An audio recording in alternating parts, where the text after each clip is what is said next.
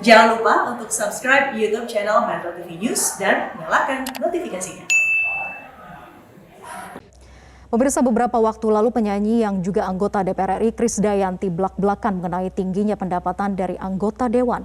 Tingginya pendapatan yang diperoleh anggota dewan terlebih pimpinan semestinya justru bisa lebih menjamin kinerja mereka, bukannya malah korupsi.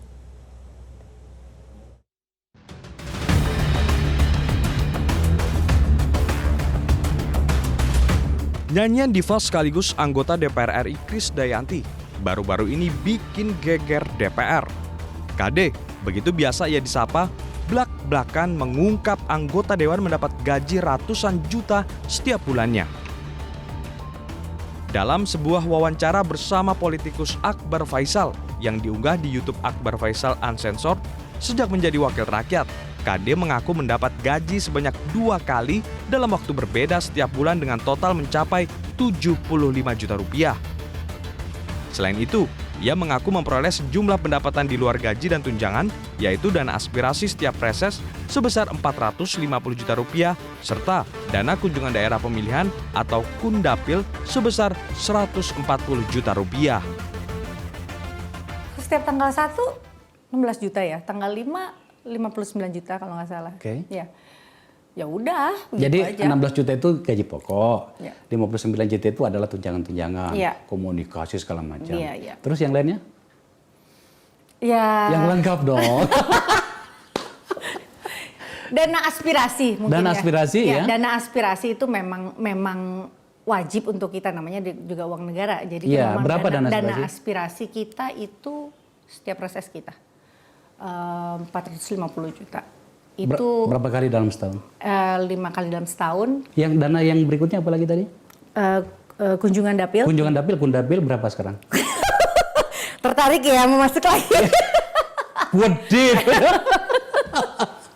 Piro saiki? Saiki kita 140 juta. 150 juta. Berapa kali dalam setahun? 8. Forum Masyarakat Peduli Parlemen atau Formapi menilai, dengan pendapatan sebesar itu seharusnya kinerja DPR semakin membaik. Namun terbongkarnya gaji fantastis para anggota dewan di tengah pandemi ini semakin menunjukkan jurang tajam antara wakil rakyat dengan rakyatnya. Dengan pendapatan fantastis mereka, langsung terlihat jurang tajam antara wakil rakyat dengan rakyatnya. Bahkan jurang ini masih belum dirasa cukup untuk menunjukkan ketimpangan sosial. Karena dalam banyak hal, anggota DPR masih kerap menginginkan ketersediaan fasilitas khusus yang disediakan di luar anggaran untuk pendapatan pribadi ini. Rincian gaji dan tunjangan anggota DPR RI selama ini sebetulnya sudah ditentukan dalam surat edaran Sekjen DPR RI serta ketetapannya diatur dalam surat Menteri Keuangan. Jika ditotal, anggota DPR akan menerima gaji hingga 66,1 juta rupiah setiap bulannya. Namun jumlah yang diterima bisa berbeda karena adanya potongan yang telah ditentukan masing-masing fraksi anggota dewan. Tim Liputan Metro TV. Pemirsa, Aziz Syamsuddin menambah panjang daftar pimpinan DPR tersangka kasus dugaan korupsi di KPK. Mengapa anggota dewan begitu mudah melakukan korup? Apakah perilaku korup bagi anggota dewan sudah menjadi keharusan karena biaya politik yang mahal? Kita akan membahasnya bersama dengan Zainur Rohman, peneliti Pusat Kajian Anti Korupsi UGM. Selamat sore Pak Zainur. Selamat sore Mbak. Ya, Pak Zainur, lagi-lagi pimpinan DPR diduga terlibat kasus korupsi. Jika melihat pada akar penyebabnya, apa sebetulnya yang membuat para anggota dewan yang terhormat ini begitu mudah melakukan korup?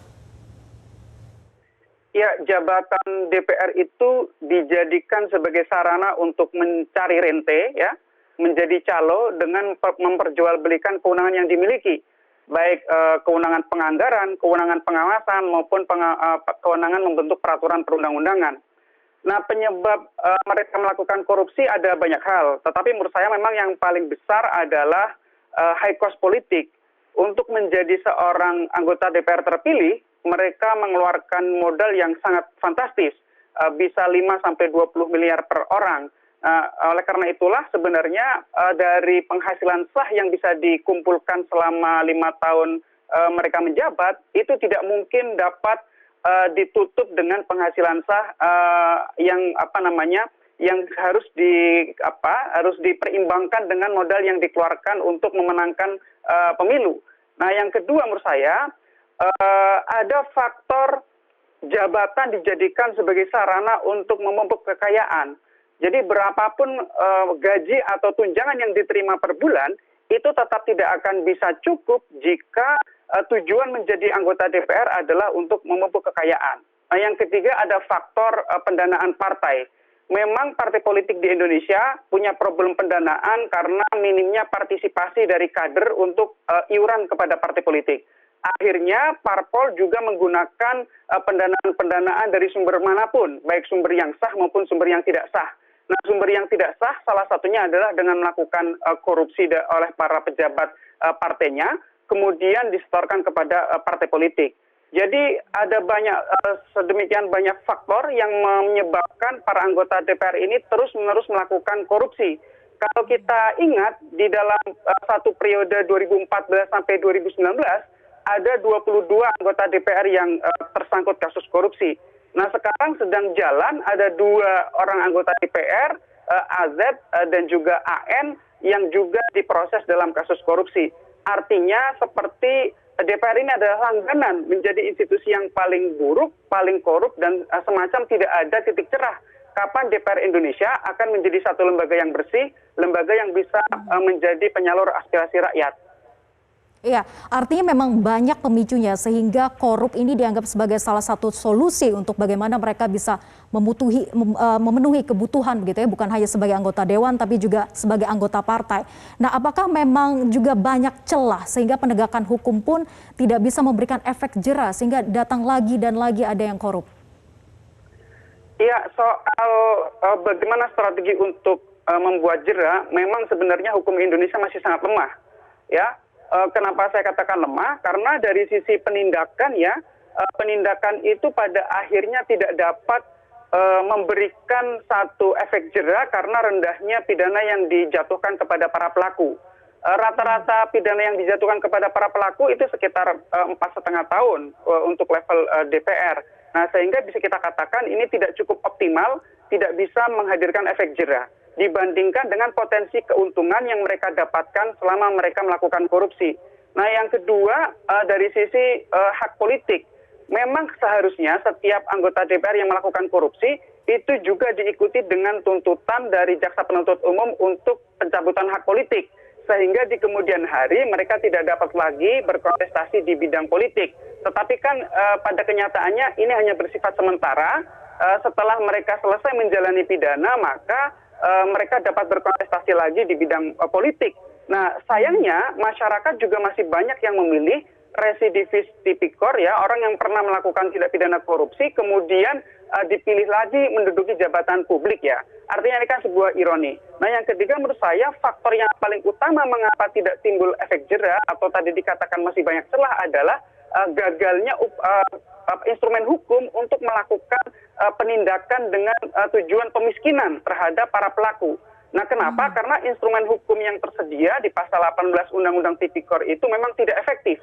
Bisa diakali oleh para penegak hukum dengan juga menggunakan TPPU, pencucian uang, tetapi itu juga masih tidak efektif. Nah, ada satu rancangan undang-undang, yakni rancangan undang-undang perampasan aset, yang itu dapat dijadikan sebagai solusi untuk melakukan pemiskinan terhadap para pelaku tipikor. Yakni caranya adalah dengan melakukan pembuktian terbalik, para pejabat negara yang memperoleh harta benda dari sumber yang tidak dapat dijelaskan, mereka harus membuktikannya di hadapan persidangan bahwa sumber tersebut adalah sumber yang sah. Jika tidak dapat membuktikan itu berasal dari sumber yang sah, maka itu disita untuk negara. Tetapi sayangnya RUU perampasan aset ini baru saja ditolak oleh DPR untuk masuk prolegnas. Jadi bisa kita katakan bahwa dari sisi penindakan sama sekali instrumen hukum di Indonesia itu tidak dapat menghasilkan efek jera, Mbak. Oke, penindakannya harus lebih ditegaskan lagi begitu ya, upaya pemiskinan harusnya juga dilakukan. Nah, dengan adanya rentetan panjang kasus korup anggota dewan, ini bagaimana dampaknya terhadap citra DPR di mata publik yang kita tahu sebetulnya sejauh ini beberapa tahun terakhir sudah tergerus karena tingkat kepercayaan yang dicoreng adanya banyak sekali korup di anggota dewan. ya memang institusi DPR itu adalah institusi yang paling tidak dipercaya oleh rakyat. Ya, kenapa? Karena banyaknya anggota yang terjerat kasus hukum, khususnya kasus korupsi. Namun demikian, sayangnya rakyat Indonesia itu juga masih menerima ketika misalnya nanti di dalam kontestasi pemilu, itu ketika ada para calon menawarkan sejumlah uang, serangan fajar dalam vote buying, agar mereka memilih para calon yang memberikan uang tersebut. Nah, ini yang kemudian menurut saya ada satu kontradiksi. Di satu sisi masyarakat mengatakan bahwa DPR adalah institusi paling korup, paling buruk, paling tidak dapat dipercaya, tetapi di sisi lain rakyat juga seakan-akan ogah, tidak bersedia untuk menghadirkan DPR yang bersih dengan melakukan penolakan terhadap politik uang. Baik, sudah menjadi pekerjaan rumah DPR harus berbenah begitu ya. Terima kasih Pak Zainur sudah bergabung bersama kami di Metro hari ini.